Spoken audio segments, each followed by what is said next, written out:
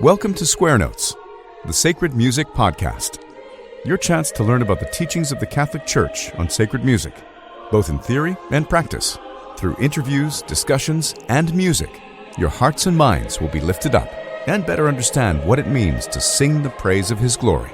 And now, your host, Dr. Jennifer Donaldson-Nowicka. Hello, listeners, and welcome to Square Notes, the Sacred Music Podcast, and the official podcast of the Catholic Institute of Sacred Music. My guest today is Dr. Janet Hunt, an accomplished harpsichordist and organist who serves at St. Anthony's Parish in Allston, Massachusetts. We recently published an article by her in the CMAA's journal Sacred Music about a genre that we talk about today, the Concertato motet. She's published a lot of great editions of this and other related repertoire, all available at her website, huntmusic.us. Before we head into the interview, though, I wanted to mention that we've just announced our 2025 summer classes at the Catholic Institute of Sacred Music. There are 9 classes, each 5 days in length, on the 2nd, 3rd, and 4th weeks of July, all held on the beautiful campus of St. Patrick's Seminary in Menlo Park, California. If you're interested in the episode's topic today, consider coming to sing in our Choral Institute, July 7th through the 11th. Every day we sing lauds, mass, and vespers, including 2 polyphonic settings of the mass throughout the week, along with chant, polyphony, and some hymns. Tuition this summer is again free, and the course is limited to 40 singers and a balanced SATB voicing. It's a fantastic immersion in the treasury of the Church's sacred music. More information is available at catholicinstituteofsacredmusic.org. Click on Summer Classes. The Choral Institute follows another fantastic week this summer at CISM, an amazing conference on the sacred liturgy. The Fons et Coulmens Sacred Liturgy Summit will gather for 3.5 days along with Cardinals Sora, Ranjith, and O'Malley, as well as Archbishop Cordileone, Abbot Benedict from the monks in Norcia, and many others. This is July 1st through the 4th here in Menlo Park. Check out the website at liturgysummit.org. And now, on to the interview. Thank you so much for joining me today, Janet. It's a pleasure to have you on the show. Thank you. Thank you for asking me. So could you explain to us what is a concertato motet? Yes, it's a musical composition for 1 to, could be as many as 8 solo voices with an instrumental continuo accompaniment with a sacred text. But the majority of them are from like 1 to 4 voices plus a basso continuo. And the texts are usually, they're taken from psalm verses or antiphons, responsories. There's many set to the usual Marian texts and Eucharistic hymns, and occasional sacred poetry. And the usual continuo instrument is organ, although some collection titles will just use the term bassus generalis. And the performance length is anywhere from 2 to 5 minutes. So are we talking about a motet at a place that it would usually appear in the Mass at the offertory or the communion? Is that how they originally arose, how this genre came to be?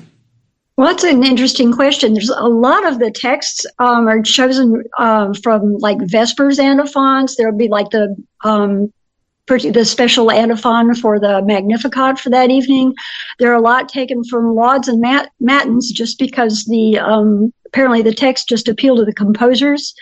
So yes, they could be done at offertory or at communion or any time, maybe even as part of your prelude for special feast days as well as Vespers. Yeah. Can you tell me a little bit about the origin and Viadana's role in that origin? Okay, so what happened is there were several factors that led to their creation. We should probably make it clear what time we're talking about for our listeners, and that is the very beginnings of the 17th century.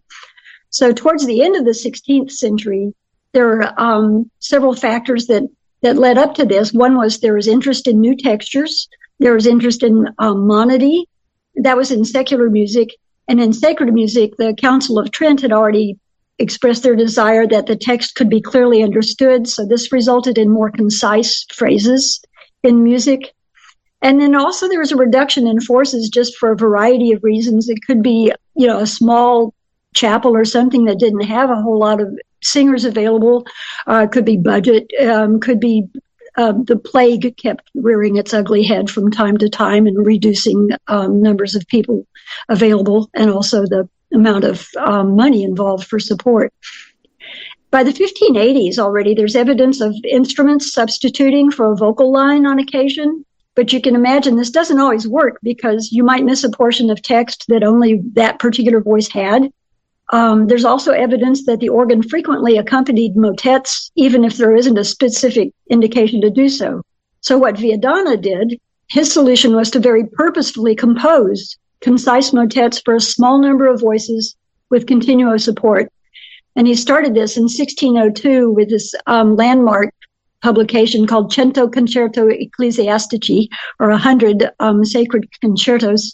And this publication inspired hundreds of people. And I'm not exaggerating it. There, at this point, I'm aware of like over 400, 500 composers all across Italy and present-day Austria, southern Germany, who do the same thing. And the publishing was fairly inexpensive because at the same time you had movable type for music setting had developed. And that was much cheaper than engraving. So it was easy for people to produce these part books inexpensively. Well, so that's so interesting. I mean, it sounds like, of course, the reason why most people would be interested in this today is because they face the same challenges as at that time, limited budgets, limitations on the number of singers that might be available. But, I think when a lot of people think about this late Renaissance, early Baroque sort of repertoire, they think of, things that go with basso continuo and then have like really florid lines that even their, very experienced bass won't be able to handle. And that's not really what you're talking about here with the Viadana stuff, right? Are you talking about the vocal lines? Yes. Or yeah. Well, there's a huge variety in the amount of expertise that's required of your singers. I mean, if you look hard, you can find, we don't have to look that hard. You can find things that don't have a whole lot of florid passage work. But then there's, on the other extreme, there are some that do. I think I have come across, especially it seems like it was sacred texts that were not taken from the Mass or the office that are very heartfelt, devotional poetry to the sacrament and to Jesus. And some of those, especially by Peter Phillips, are very ornate, but you don't need people who are capable of that. You can find things that are more doable. Right. And actually find things that are simple enough that if you had just a small choir, like 2 people per part, you could do it. You wouldn't have trouble matching up 2 voices on the same line. Yeah. So how did you discover this genre? Because it's not something that's frequently heard. I think, there are probably some ties here to another composer that we've been featuring a lot in the issues of sacred music, which is Samuel Webb. But, I'm wondering how you came across this. Well, what happened is my degrees are in organ and harpsichord, and this was, a few decades ago. I was trying to build up my record collection, and so I was just flipping through the early music bin at a chain store and found a recording that said Paradisus Sacris Cantionibus by Peter Phillips. And I thought, oh, I know this composer from the Fitzwilliam Virginal book, and I'll give it a try. And I took the recording home, and it just blew my mind. And it started out with his 8-voice motet, Ecce Vicit Leo, and I thought, gee, there's happy double choir music, because at the time I'd only heard like Schutz's psalms about dashing your children against the rocks and stuff, and so this was an eye-opener. And then, but it was several tracks in, there was a duet for 2 sopranos, and with a continuo accompaniment, and the text was O Fons Vitae, and it's one of these extra liturgical sacred texts talking about their love for Jesus and their thirst for God in the sacrament. And it was so, so beautiful. I was just blown away. And I thought, I have to see this music. I have to see what this looks like. And so when I read the liner notes, it turns out it wasn't published. So I gave up on the idea for a couple of years, but then I just happened to be studying in the music library at University of North Texas, which is where I got my doctorate in harpsichord. And I looked up on the shelf, and there it was. There was a dissertation someone wrote in 1954 called The Latin Sacred Music of Peter Phillips. And so looking through this person's the bibliography, they listed where some of the original sources were. And so I found out that British Library and Christ Church Oxford Library both had Paradisus Sacris Cantionibus, which is a big collection by Phillips. So I ordered the microfilms, and I bought a film reader, and I just got started. That's amazing.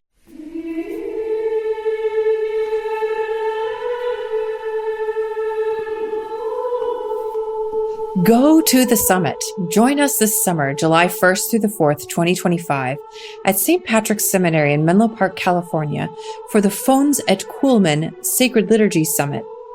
The summit gathers Catholics who love Christ, the Church, and the Church's sacred liturgical tradition for the solemn celebration of the Mass and Vespers, insightful talks on the sacred liturgy, liturgical formation, and the sacred liturgical arts, and fellowship to build fraternal bonds through which the clergy, religious, and lay faithful can support the Church and one another in their promotion of the sacred liturgy.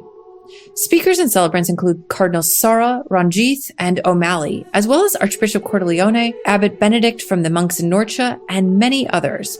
You'll have a chance not only to assist at the sacred liturgy and hear wonderful speakers, but designed to foster conversation amongst attendees and speakers, the summit schedule features time for shared meals and conversational fora.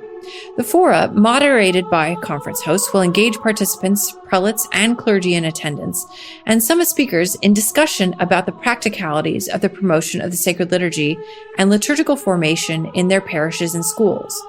Music for the liturgy will be provided by the Catholic Institute of Sacred Music, featuring an all-professional choir from around the country, directed by Professor Christopher Berry and me, Dr. Jennifer Donaldson-Nowicka, the director of the Catholic Institute of Sacred Music, and with the assistance of organist Dr. Aaron James. Affordable housing in the area is available, and the conference registration fee includes many meals. More information is available at liturgysummit.org. Don't miss out on this amazing opportunity to be inspired and empowered to promote beautiful sacred liturgy in your area. The summit awaits you. liturgysummit.org.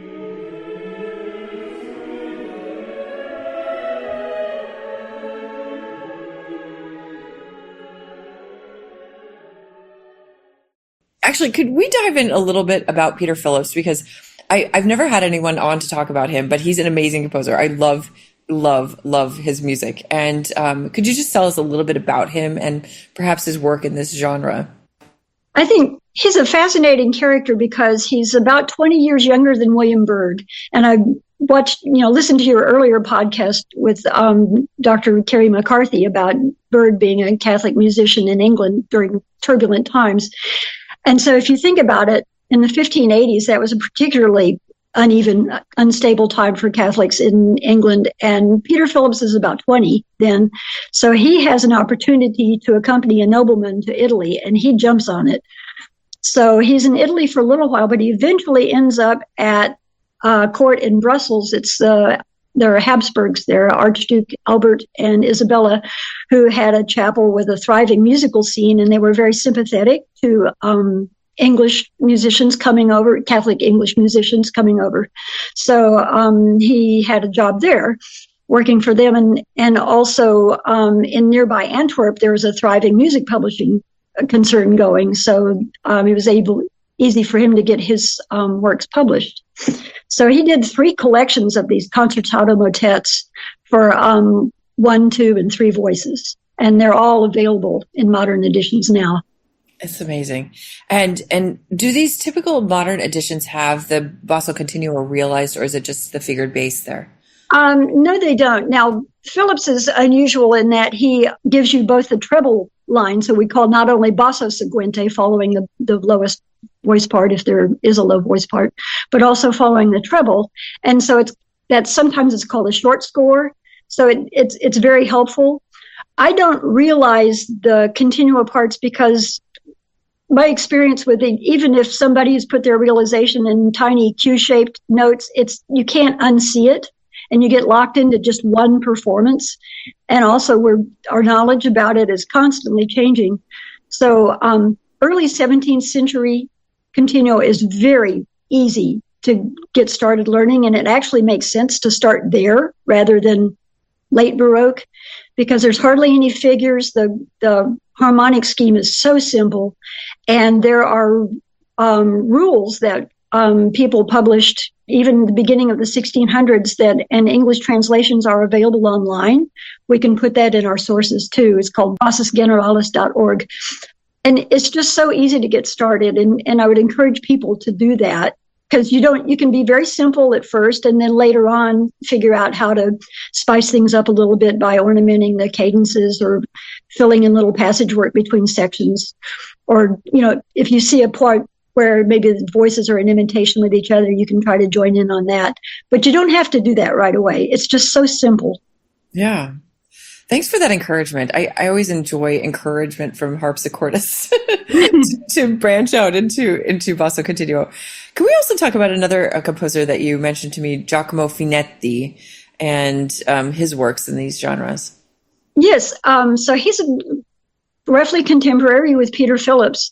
And what's happened is that every time I discover something, it leads me down another discovery path. And I call them antipodal rabbit holes. I love using that word, antipodal. And I'm just happy to do so. So what happened is when I got the microfilms with the Peter Phillips motets on them from British Library, I think. No, it was Christchurch Library. They also had books, part books to all sorts of different things, different genres.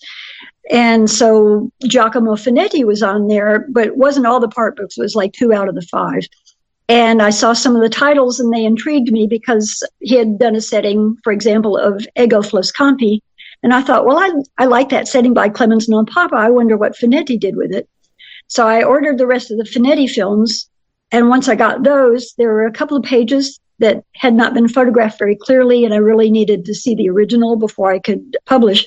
So I made an appointment with the library in Oxford. And when I showed up, they had a table set aside with a stack of books on it. And I started looking through the books and I realized this isn't it. But it was another set of books called Concerti Ecclesiastici, and it was a gold mine. And so what had happened is someone had taken the cantus part to 12 different publications and bound them all up as one big cantus book, and done the same thing with the other books, the altus and tenor and bassus and the BC, because it's a common title, Concerti Ecclesiastici. So I alerted the librarian and I said, this isn't what I need, but can you please leave them here while you go look for the Finetti? So that's what happened. And then once I transcribed those and started working on those Italian part books, I started wondering, well, how did this end up in Oxford? Why are these bound up this way? What happened? And I'm still researching this, but it's fascinating because what it is there was a man named Baron Christopher Hatton, who was the controller of the king's household for Charles I. And if you know your English history, Charles I and Parliament were at odds with each other to the point where he had to flee London, and he set up court in refuge in Oxford. And Baron Hatton was one of his supporters. Charles I's wife was Henrietta Maria. She was staunchly Catholic. It had been part of their marriage contract that she would be allowed to continue to go to Mass every day, to have her own priests, have her own musicians in her own chapel. And so when they fled to Oxford, she didn't bring her musicians with her, but these books that had been purchased by Hatton, this is the other interesting thing, we go off on so many tangents. There's a slip of a bill of sale from 1638 with some of these very titles on it. There's a merchant dealer, music merchant in London, who imported books, not just music books, but all sorts of books from Venice and other places in Europe. And so there's a bill of sale to Baron Hatton in 1638 for these titles. So they were part of his library. And even though they remained part of his library during Charles and Henrietta Maria's exile, there are copies, manuscript copies made by some of the court musicians who were there. So it's obvious that they copied out certain motets for performance. And Henrietta Maria was allowed to continue to have Mass done at Merton Chapel in Oxford. So it's possible that they were performed there. And then they eventually got donated to the Christchurch Library. Wow, what a circuitous path. Isn't that cool? That's amazing. And I just wonder, how dangerous was it to import Catholic books? Right. I don't know that yet. So you mentioned a couple of researchers, Jerome Roche and Jonathan Wainwright. Could you tell me a little bit about their work on this genre? Yes. Jerome Roche did his dissertation on early 17th century music. Let me find the title here. North Italian Church Music in the Age of Monteverdi. So in his preface, he says somebody needs they need to publish more of these pieces so that more people can look at them, and the sooner the better. And I thought, I'll do it. And he has since passed away, but he did so much research and very careful listings in his appendices of, here are the original art books that we know about, and here's where they are. And then Jonathan Wainwright is the one who's done a lot of work on the provenance of some of these collections that ended up at Christ Church, Oxford.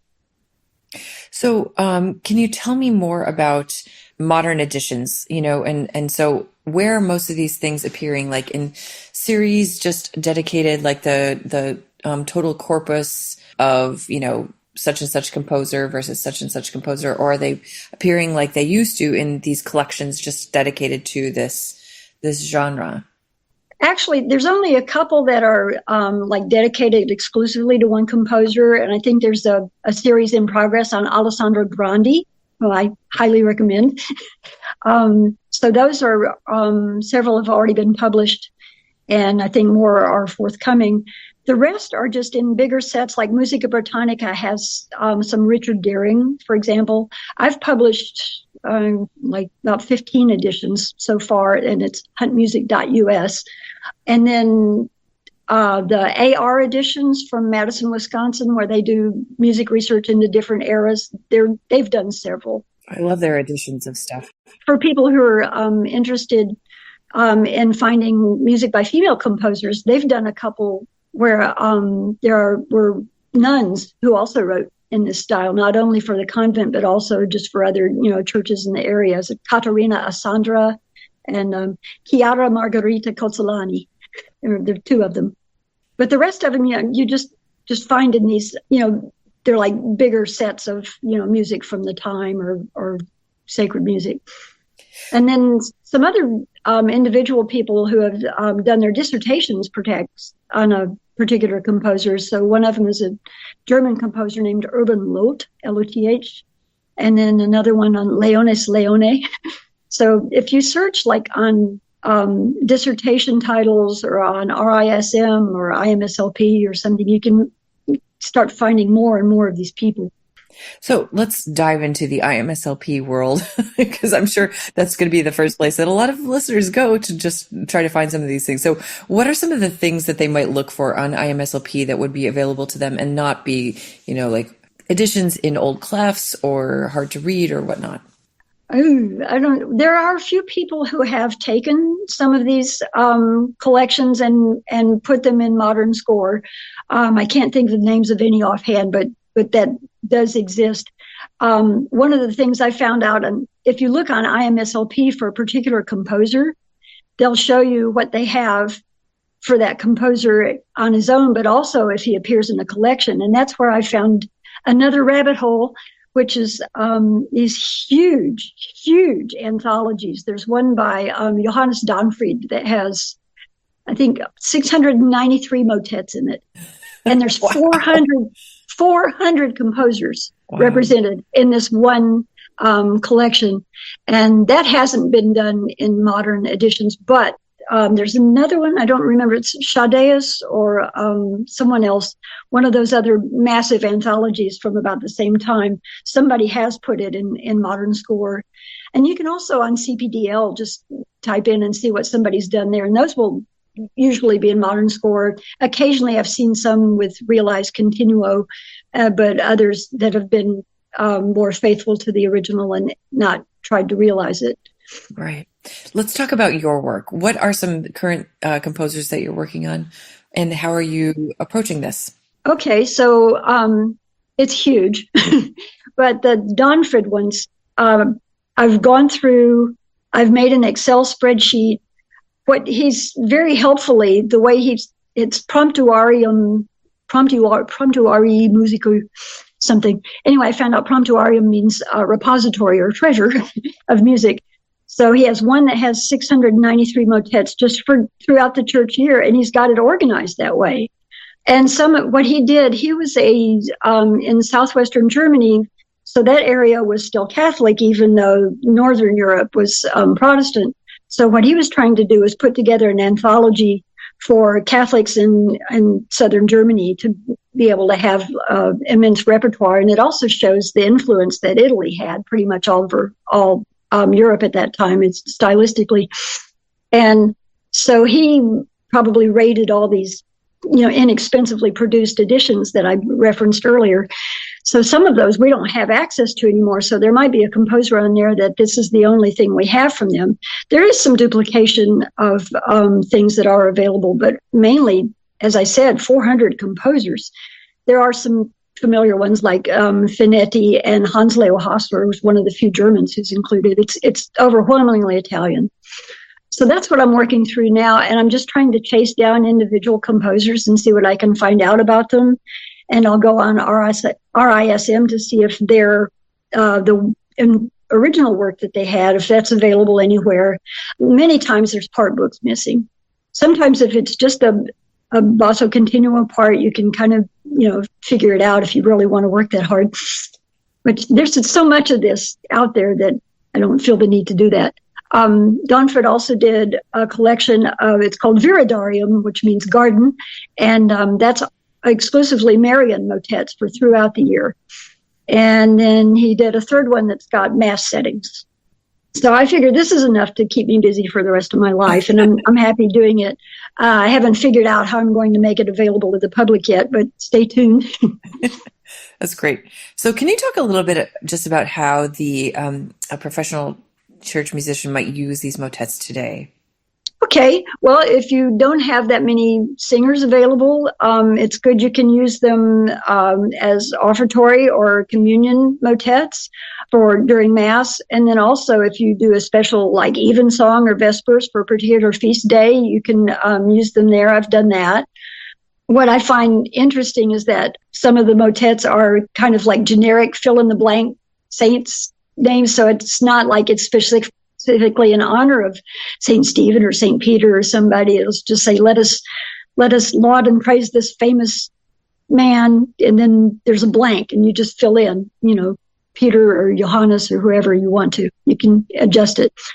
They could also be done well just for concert programs. There's some special genre that I think would be appealing to audiences who maybe aren't, quite ready for a whole concert of this. There's some that are called dialogues.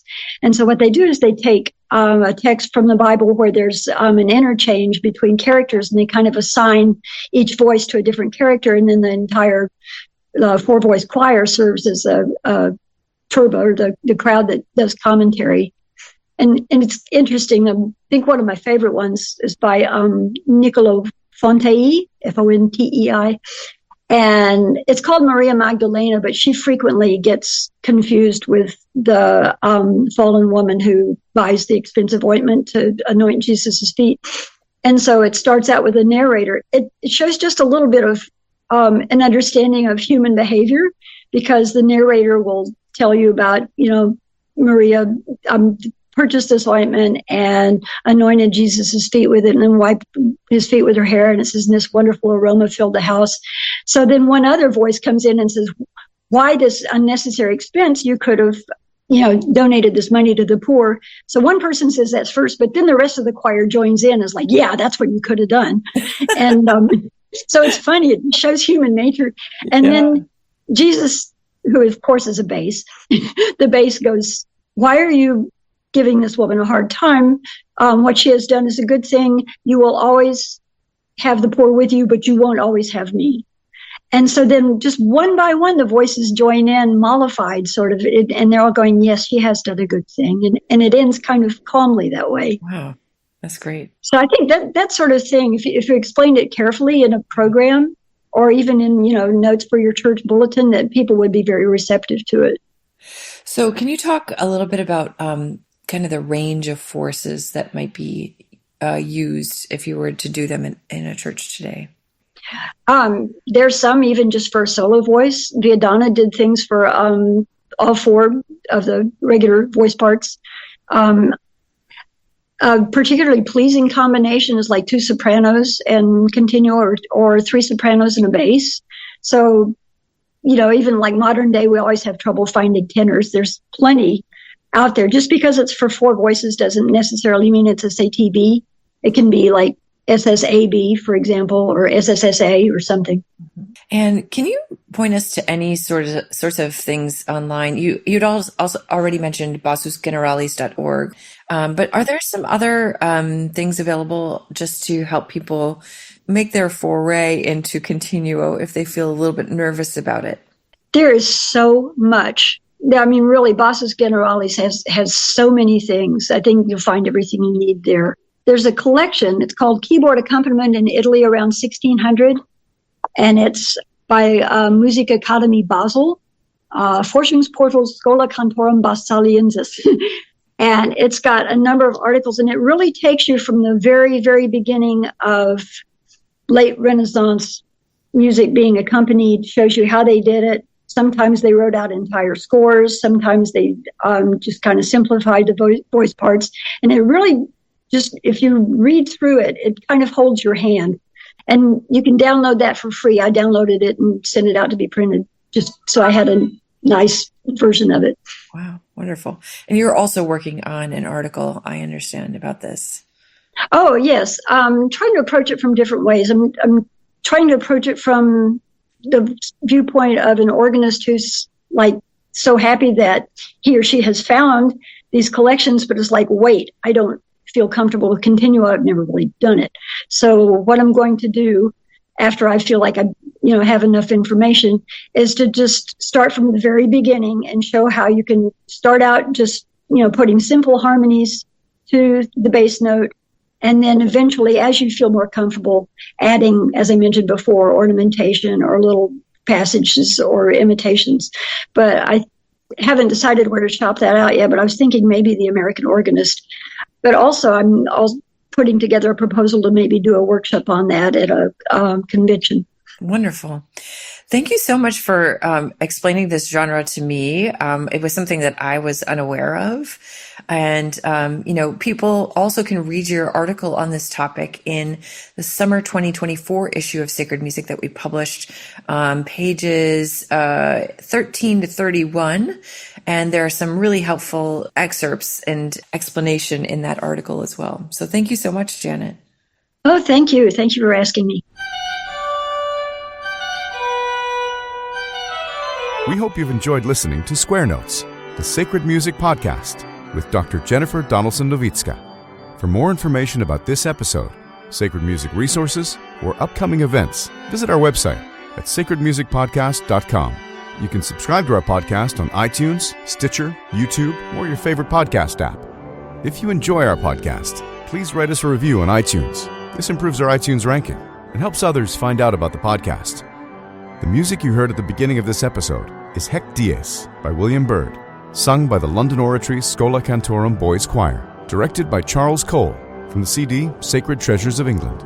The music at the conclusion of this podcast is from the Prelude and Fugue in G Major, BWV 550 by Johann Sebastian Bach, performed by Jennifer Donaldson-Nowicka. We look forward to having you join us next time, and until then, may we sing the praise of His glory.